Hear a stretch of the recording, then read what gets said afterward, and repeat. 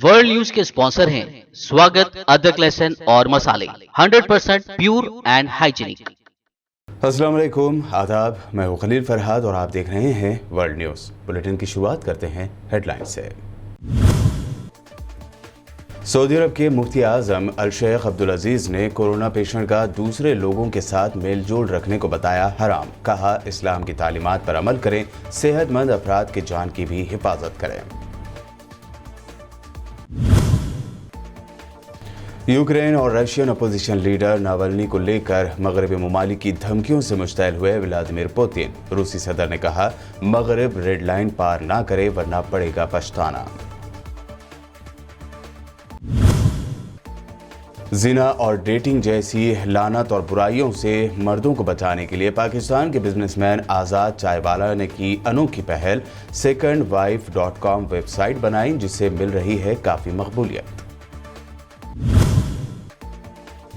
Corona की खतरनाक दूसरी लहर के दरमियान पीएम मोदी ने 10 सबसे ज्यादा मुतासरा रियासतों के सीएम्स के साथ की मीटिंग। अरविंद केजरीवाल ने उठाया ऑक्सीजन की कमी का मुद्दा तो बीजेपी ने कहा की जा रही है पॉलिटिक्स। राहुल गांधी ने फिर मोदी सरकार को कोरोना बहरान के लिए ठहराया जिम्मेदार। कहा, ऑक्सीजन और आईसीयू बेड की कमी की वजह से हो रही हैं बहुत सी मौतें, भारत सरकार ये आपकी वजह से हो रहा है। और महाराष्ट्र में फिर पेश आया अफसोसनाक वाकया। विरार के एक अस्पताल में शॉक सर्किट से लगी आग, 13 पेशेंट्स की हुई मौत। महलूकीन के अफराद खानदान के लिए 2-2 लाख और जख्मियों के लिए 50,000 रुपए का ऐलान। और पेश खबरों की तफसील। सऊदी अरब के मुफ्ती आज़म और कबार उलमा कौंसिल के चेयरमैन अल शेख अब्दुल अजीज़ बिन अब्दुल्ला आल शेख ने कहा है कि कोरोना वायरस के शिकार अफराद का दूसरे लोगों के साथ मेल जोल रखना हराम है। उन्होंने शहरियों और गैर मुल्कियों पर जोर दिया है कि वो वबा की रोकथाम के लिए हुकूमत और सरकारी इदारों की तरफ से तैयार की गई गाइडलाइंस पर सख्ती के साथ अमल करें। एक मुफस्सिल बयान में मुफ्ती आज़म सऊदी अरब ने इंसानी सेहत के तहफ़्फ़ुज़ के लिए दीन इस्लाम की तालीमात और हिदायत पर भी रोशनी डाली। उनका कहना था कि सेहत अल्लाह की अजीम नेमतों में से एक गिरा कदर नेमत है, हर इंसान को इसकी कदर करना चाहिए। उन्होंने कहा कि इस्लाम वबा के शिकार अफराद से सेहतमंद अफराद की जानों के तहफ़्फ़ुज़ पर जोर देता है, इसलिए शहरियों को चाहिए कि वो इस्लाम की तालीमात पर अमल करते हुए अपनी और दूसरों की सेहत की हिफाजत करें।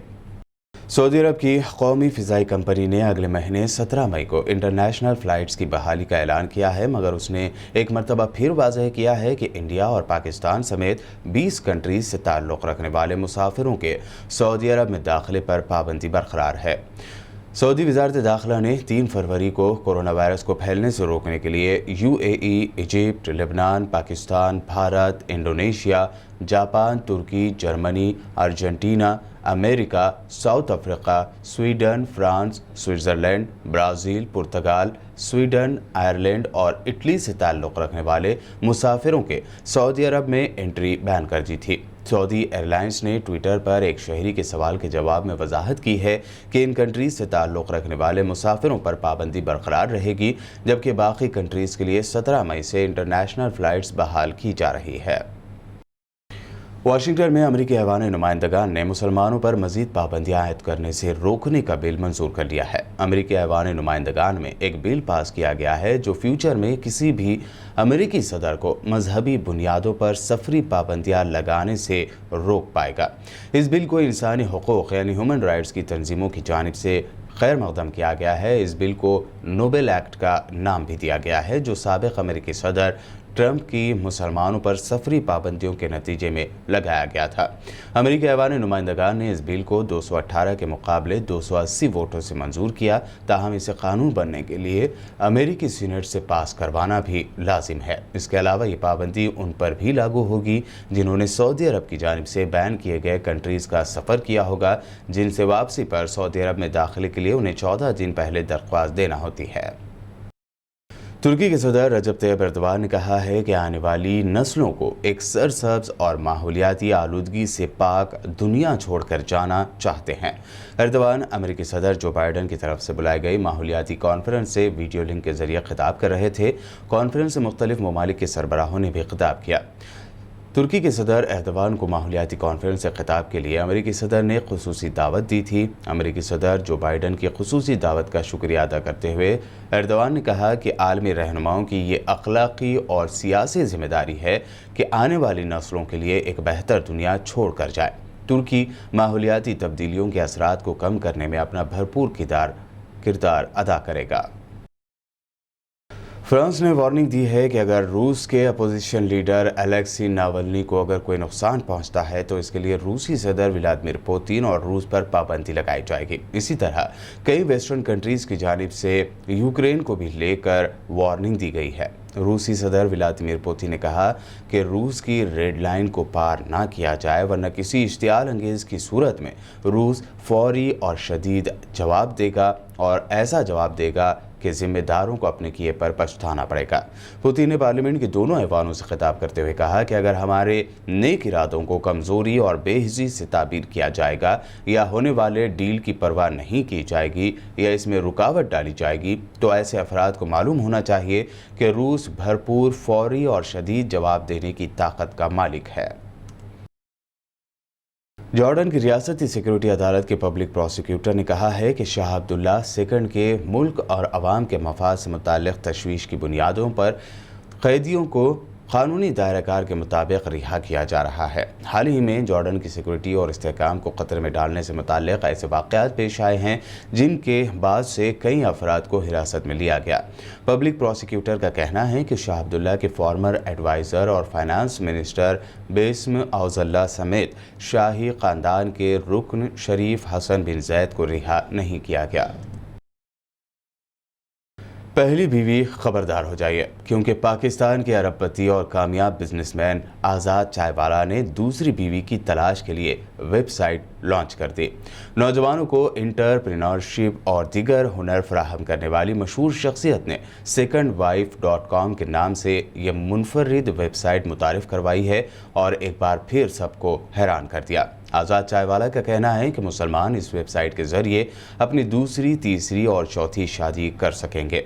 आज़ाद चायवाला का मज़ीद कहना है कि ये वेबसाइट मुतारिफ कराने का मकसद ऐसी ख़वातीन की मदद करना है जिनको शोहरों की तलाश है और उन्हें ऐसे मर्दों से राब्ते में लाना है जो दूसरी, तीसरी या चौथी बीवी की तलाश में हैं। आज़ाद चायवाला का कहना था कि उन्होंने इस प्रोजेक्ट पर बहुत सा पैसा और वक्त खर्च किया है और उन्हें कामयाबी का पूरा यकीन भी है। उन्होंने ये भी जिक्र किया कि आज इस दौर में ज़िना और डेटिंग जैसी बुराइयां आम हो गई है। इस वेबसाइट को लॉन्च करने का मकसद भी इसी तरह की बुराइयों को रोकना है। वर्ल्ड न्यूज़ में वक्त हुआ है एक शॉर्ट ब्रेक का। ब्रेक के बाद जल्द लौटेंगे और देखेंगे अहम नेशनल न्यूज़।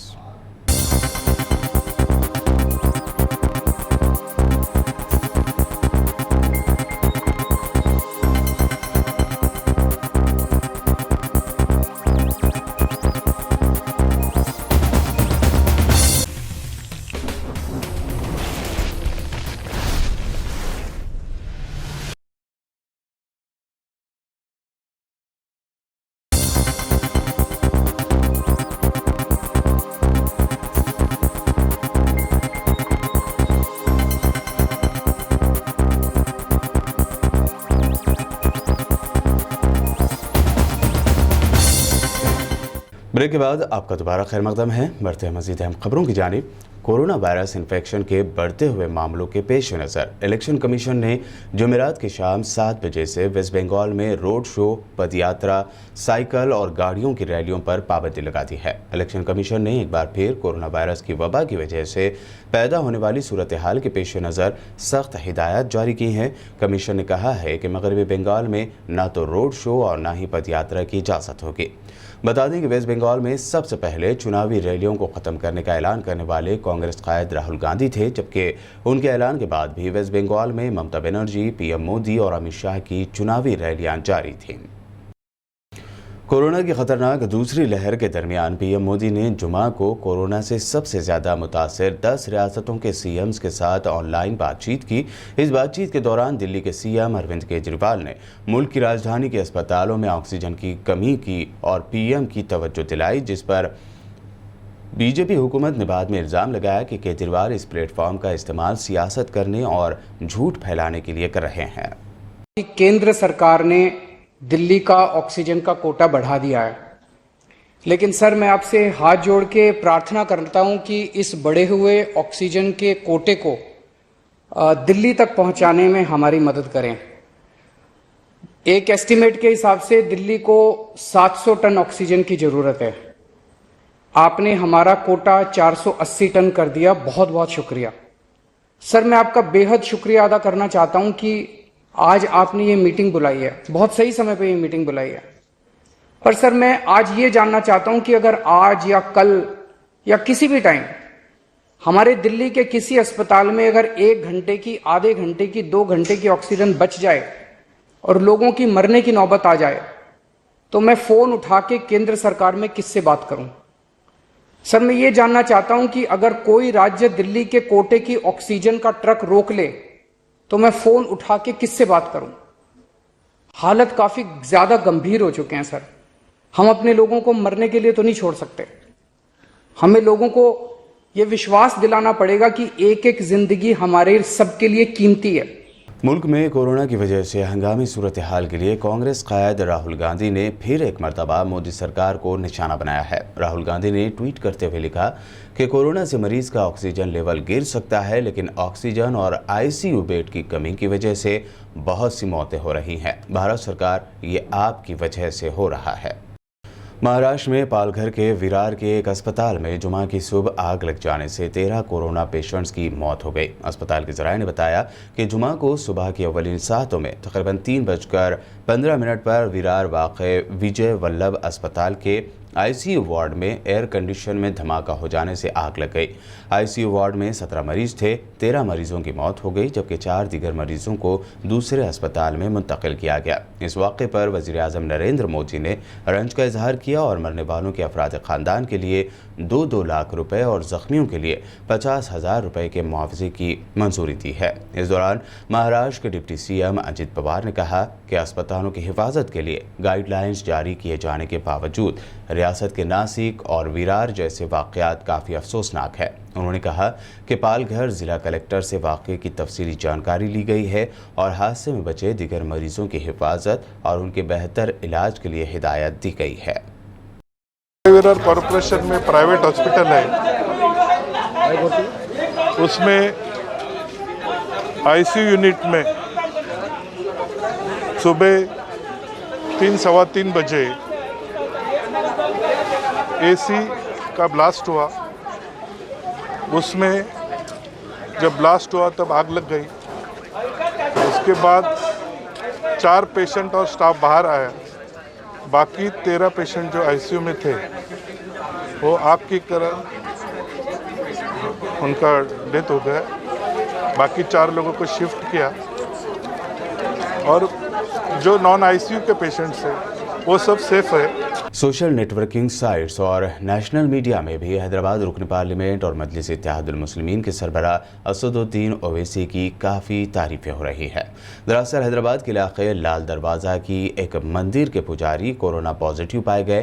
कई अस्पतालों के चक्कर लगाने के बावजूद जब उन्हें कोई बेड नहीं मिला तो उन्होंने MP असदुद्दीन ओवैसी से मदद मांगी। असदुद्दीन ओवैसी ने फौरी कदम उठाते हुए लाल दरवाज़ा के पुजारी की मदद की और उन्हें असरा हॉस्पिटल में भर्ती कराया गया। और अब आखिर में हेडलाइंस पर एक और नज़र। सऊदी अरब के मुफ्ती आज़म अल शेख अब्दुल अजीज़ ने कोरोना पेशेंट का दूसरे लोगों के साथ मेल जोल रखने को बताया हराम। कहा, इस्लाम की तालीमात पर अमल करें, सेहतमंद अफराद की जान की भी हिफाजत करें।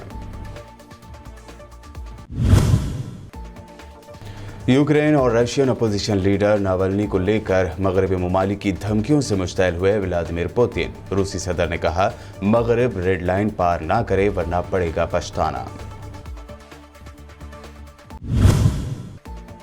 जिना और डेटिंग जैसी लानत और बुराइयों से मर्दों को बचाने के लिए पाकिस्तान के बिजनेसमैन आज़ाद चायवाला ने की अनोखी पहल। secondwife.com वेबसाइट बनाई जिससे मिल रही है काफ़ी मकबूलियत।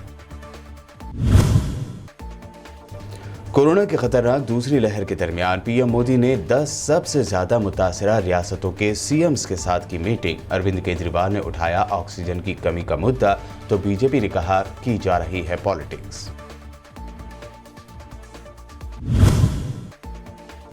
राहुल गांधी ने फिर मोदी सरकार को कोरोना बहरान के लिए ठहराया जिम्मेदार। कहा, ऑक्सीजन और आईसीयू बेड की कमी की वजह से हो रही हैं बहुत सी मौतें। भारत सरकार, ये आपकी वजह से हो रहा है।